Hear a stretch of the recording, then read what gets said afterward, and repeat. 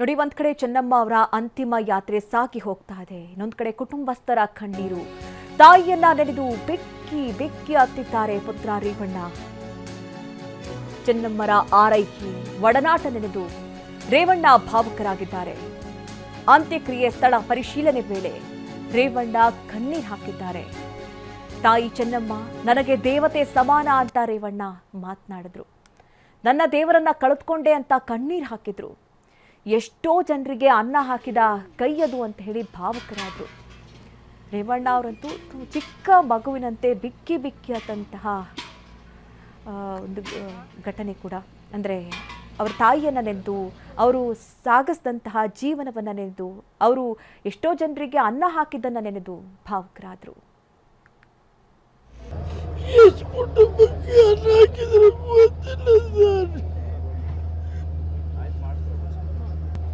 ಆ ಟೈಮಲ್ಲಿ ಅವರು ಕೆಲವು ಓದೋ ಮಕ್ಕಳಿಗೆಲ್ಲ ಅನ್ನ ಹಾಕಿದ್ರು.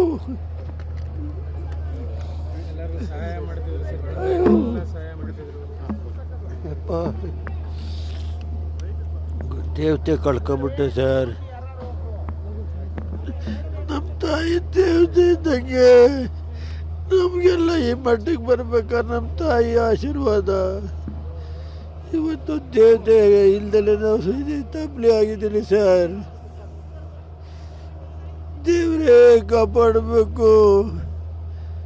ನಮ್ಮ ತಾಯಿನ ಶೃಂಗೇರಿ ದೊಡ್ಡ ಗುರುಗಳು ಚೆನ್ನಮ್ಮನರೇ ಬನ್ನಿ ಅಂತನರು. ಈಗ ಎಲ್ಲಿ ಗುರುಗಳು ಯಾರೇ ಹೋದ್ರು ಒಂದು ದಿವಸ ಒಬ್ಬರದ್ದೇ ಆಗಲಿಲ್ಲ.